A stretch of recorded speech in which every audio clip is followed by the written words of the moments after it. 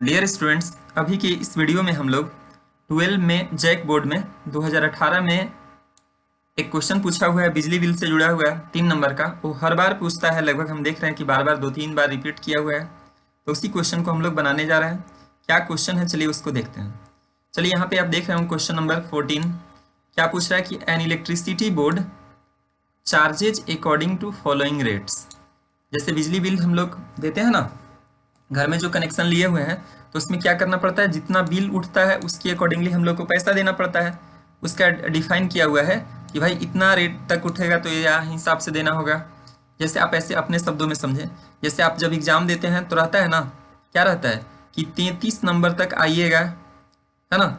जैसे अलग अलग आप उसको इस तरह का समझें, एक अलग अलग लेयर जैसे हम उसको बना देते हैं, जैसे एक थर्ड के लिए, एक सेकंड के लिए और एक फर्स्ट के लिए। तो रहता है ना कि अगर 60 से ज़्यादा आया तो आप उसको क्या कह सकते हैं, 60 या 60 से ज़्यादा आया तो बोलते हैं कि भाई वो फर्स्ट डिवीजन पास हुआ, ऐसा बोलते हैं।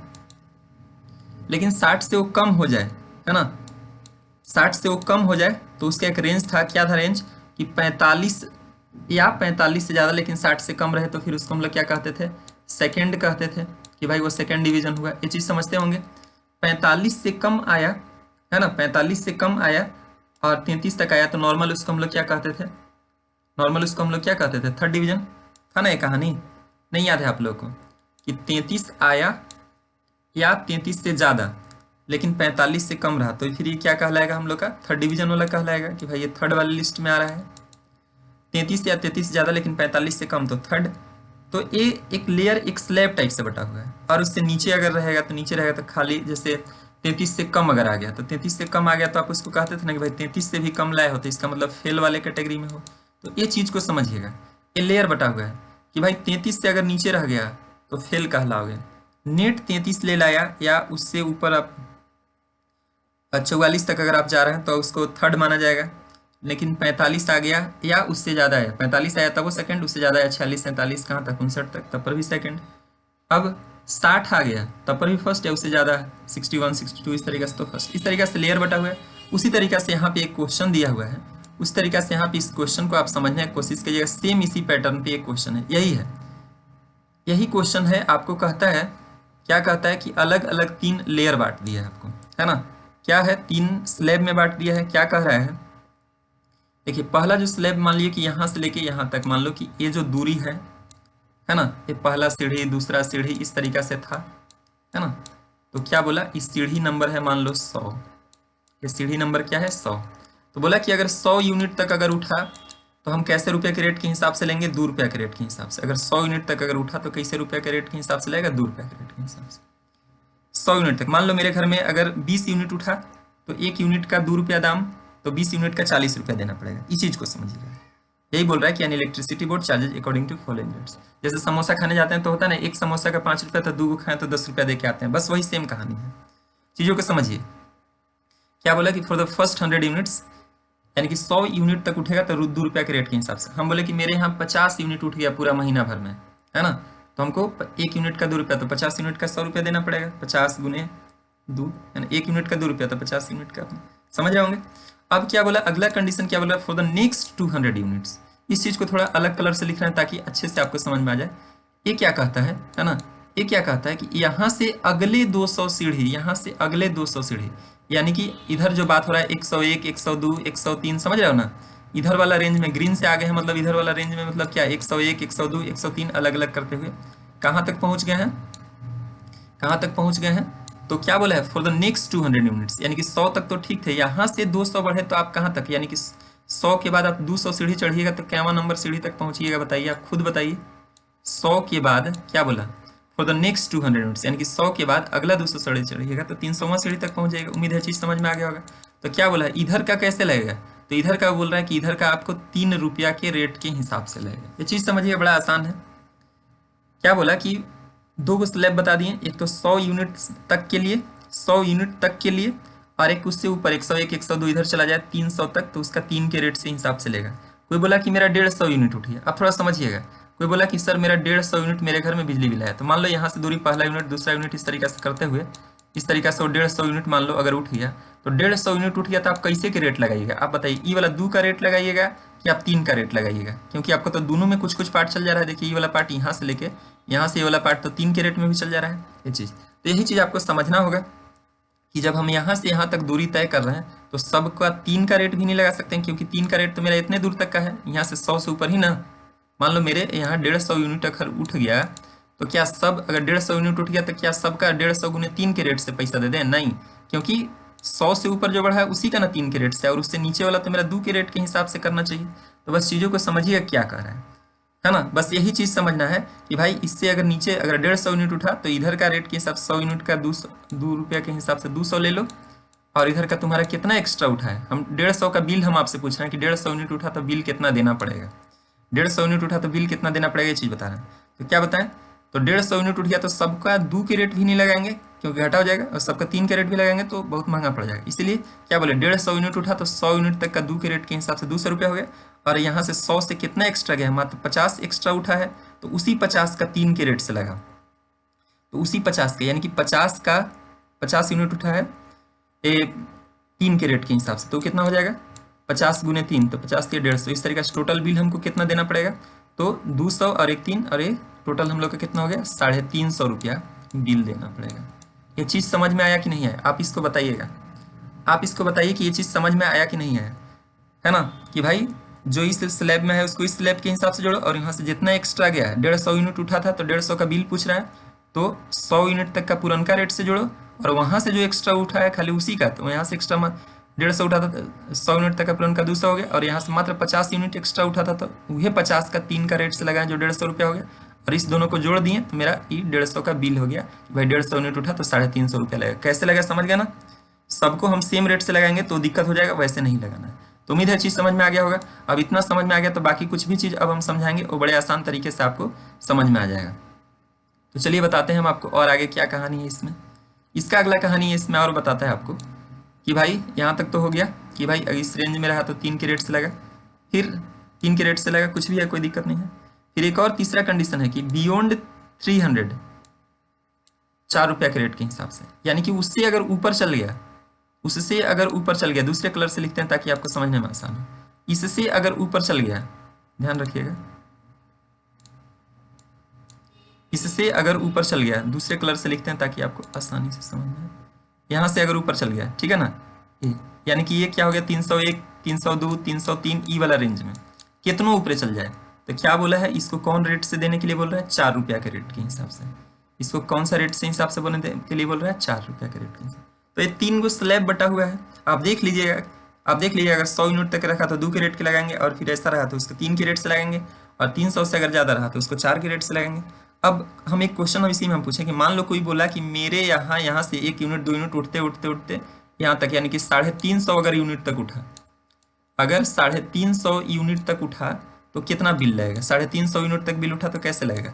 आप सबको तो 4 का रेट भी नहीं लगा सकते, क्योंकि 350 मतलब 300 का बाउंड्री पार कर गया है, तो सबको तो 4 का रेट भी नहीं लगा सकते हैं, सबको 3 का भी नहीं लगा सकते हैं, सबको 2 का भी नहीं। तो यहाँ का जितना उठा है उसको इसी हिसाब से, यानी कि 350 यूनिट उठा है तो 100 यूनिट तक का 100 दूनी 200 रुपया इधर से कर देंगे, प्लस और कितना, यहाँ से यहाँ तक कितना सीढ़ी है, 200 सीढ़ी है, 101 102 करते हुए 300 पहुँचेंगे, तो 200 सीढ़ी है तो 2 तिहाई 600 हो जाएगा। ऐसे समझ रहे हो हम क्या बताने जा रहे हैं कि मान लो 350 यूनिट उठ गया तो बिल कितना होगा, तो पुरनका रेट यहाँ 100 तक का पुरनका रेट से इसका 3 के रेट से, और 300 से मात्र कितना एक्स्ट्रा गया है, 350 होने में मात्र 50 यूनिट एक्स्ट्रा गया है, तो वही 50 यूनिट का हम 4 का रेट जोड़ेंगे, वही 50 का 4 का, तो 50 गुने 4 कितना हो जाएगा, 200 रुपया हो जाएगा। समझ रहे बात को, समझ में आया कि नहीं आया, समझ में आ गया ना। जो 300 से मात्र 50 यूनिट, तो वही 50 का हम 4 से 5 चुके 20, यानी कि 200 रुपया हो जाएगा। सबको जोड़ देंगे, 200 प्लस 600 8 हो गया, 200 600 800 और 2 1000। इस तरीके से टोटल अगर मेरे यहाँ अगर 350 यूनिट अगर बिल उठता है, 350 यूनिट उठता है तो हमको 1000 रुपया देना पड़ेगा। उम्मीद है चीज़ आपको समझ में आ गया होगा अच्छे से कैसे हो रहा है। वीडियो को रिवाइंड करके देख लीजिए, बड़े अच्छे से समझ में आ जाएगा स्लैब। तो चलिए इसको समझने के लिए, और फिर नीचे क्या क्वेश्चन कहता है कि भाई जितना बिल होगा, all users are charge meter charge also which is RS50, यानी कि हर लोग को जितना बिल तो होगा वो तो देना ही है, उसके अलावा 50 रुपया मीटर का लगा देना है। मतलब हो सकता है कंपनी वाला जो है लगा के मीटर लगा के चल गया और बोला कि भाई वो मीटर लगा के चला गया और क्या बोल रहा है कि हर महीने हम आपसे 50 रुपया लेंगे। इसके लिए क्या पूछ रहा है कि write a program in C++ to read the number of units consumed, कितना यूनिट खपत हो रहा है और उस खपत का बिल कितना होगा, खाली यही पूछ रहा है ना। जितना यूनिट उठा उस पर बिल कितना होगा, यही चीज़ पूछ रहा है आपसे। जैसे होता है ना कि हाँ मेरा 70% आया तो कह सकते हैं फर्स्ट डिवीजन, कोई बोला मेरा 55% आया तो हम उसको सेकंड डिवीजन कह सकते हैं। देखिए वो बाउंड्री लाइन हम लोग समझ रहे हैं, 60 या 60 से ज़्यादा अगर के बीच में आ रहा है तो फर्स्ट डिवीजन, 45 या उसके बीच में आ रहा है तो बस वैसे ही स्लैब के अकॉर्डिंगली हम लोग को इसको ढाल देना है कि 100 यूनिट तक के लिए क्या होगा, अगले 200 के लिए क्या रहा। समझा दिए कि 100 यूनिट मैंने 100, फिर यहाँ से अगला 200 मैंने क्या, यहाँ से अगर 100 के बाद अगला 200 चढ़ेंगे 300 तक पहुँच जाए, तभी फिर तीसरा कंडीशन दिया कि 300 से ऊपर रहेगा तो फिर 4 कैरेट के हिसाब। चलिए इस क्वेश्चन को हम लोग समझने की कोशिश करते हैं। C++ स्टार्ट कर लिए हैं हम लोग, फिर से न्यू ले लेते हैं और यहाँ पे हम लोग जो अपना लिखते हैं, न्यू लेने के बाद अपना सबसे पहले जो हेडर फाइल है उसको हम लोग लिख देते हैं iostream.h, iostream.h, ठीक है ना। अब इसके बाद हम लोग क्या करेंगे, iostream.h सब लोग को दिख रहा होगा, थोड़ा जूम कर देते हैं ताकि आप लोग को और अच्छे से दिखे, थोड़ा और जूम कर देते हैं ताकि आप लोग को और अच्छे से दिखे, iostream.h। फिर उसके बाद हम लोग दूसरा हेडर फाइल लिखेंगे conio.h। नॉर्मल तरीके से ही इसको बना देते हैं, हम उसको चाहते तो क्लास का यूज करके भी बना सकते थे लेकिन अभी नॉर्मल तरीके से बना दे रहे हैं।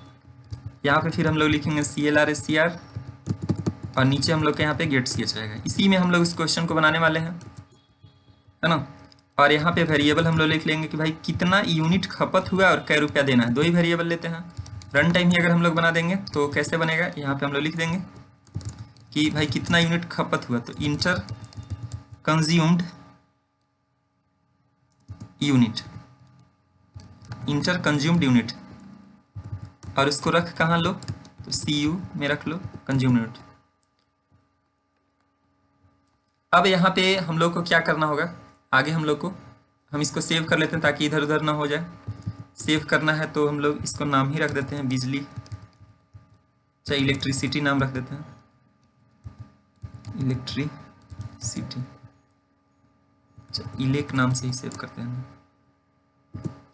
अब उसके बाद हम यहाँ पे कंडीशन दे देते हैं, अलग अलग तीन गो कंडीशन दे देते हैं जैसे वो दिया हुआ था। पहला कंडीशन दे दिए कि अगर कंज्यूम यूनिट लेस देन रहा या इक्वल रहा 100 तक, पहला कंडीशन ये हो जाएगा।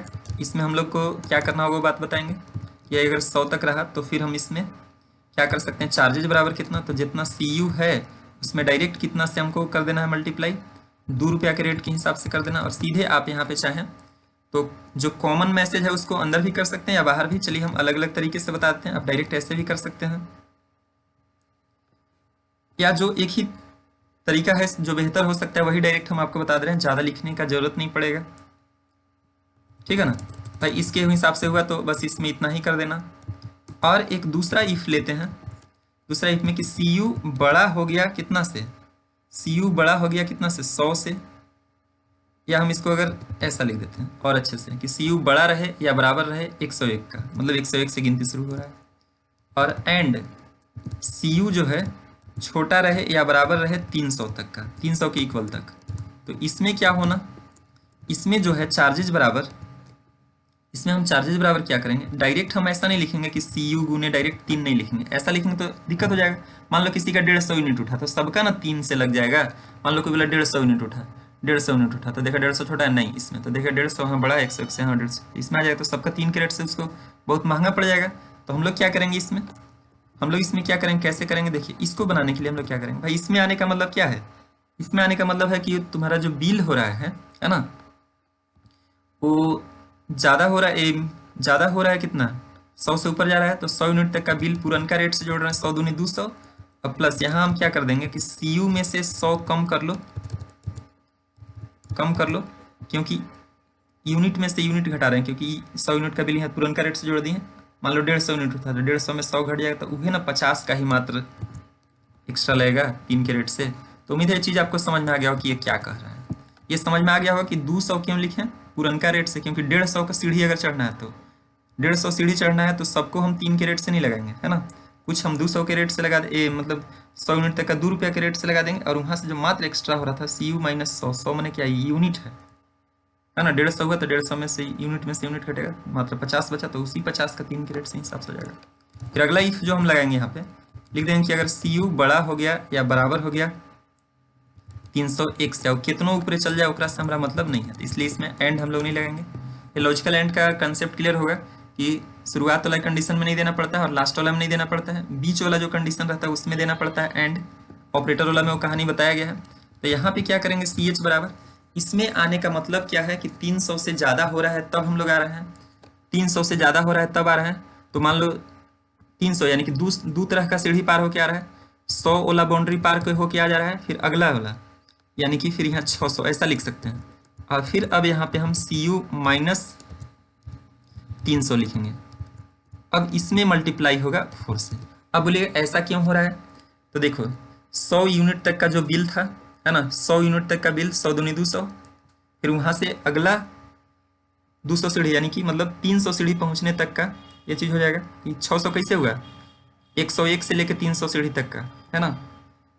और फिर उसके बाद जो बच गया सी यू माइनस 300, क्योंकि 300 यूनिट का बिल हम यहाँ पे जोड़ दिए। डायरेक्ट 800 भी लिख सकते थे लेकिन अच्छे से समझ में आ जाए इसीलिए हम अलग अलग करके लिखे हैं। डायरेक्ट 800 भी लिख सकते थे। अब यहाँ पे जब आए तो डायरेक्ट आप यहाँ पे कर दीजिए, डायरेक्ट यहाँ पे लिख दीजिए आप कि चार्जेज बराबर कहाँ से आ जाओ, तो सी एच वाले से आ जाओ, चार्जेज बराबर सी एच वाले से आ जाओ।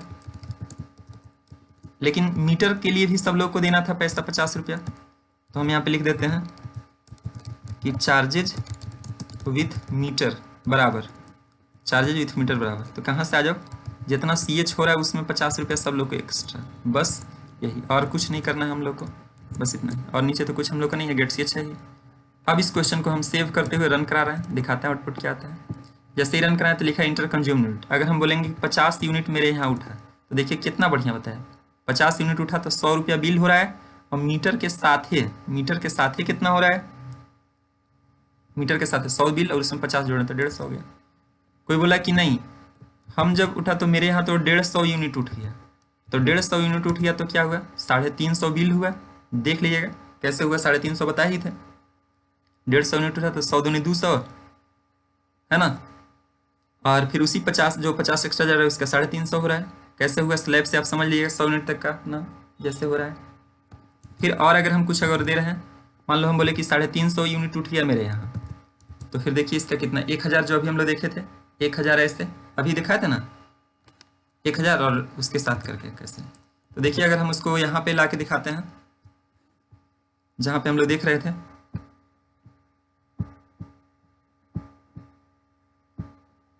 यहाँ पे जो ऊपर में हम लोग यहाँ पे देख रहे थे, क्या देख रहे थे, यही ना था कि अगर 350 यूनिट अगर उठ जाता, अगर 350 यूनिट उठता, देखिए यही नहीं था, 350 यूनिट उठता तो 1000 बिल हम लोग का रहा था। कैसे, 200 और 600 800 और यहाँ से मात्र 200, 1000 हो रहा था। तो मीटर के साथ कितना हो गया, 50 रुपये एक्स्ट्रा। तो इस तरीके से चीज़ों को हम आपको सिखाएं, उम्मीद है समझ में आया होगा। और इससे जुड़े हुए सारे टर्म्स जो है हमारे वेबसाइट पर सारा चीज़ मिल जाएगा, कैसे इसको एक एक स्टेप बनाया गया है। इसको अभी हम सिंपल इफ से बना दिए।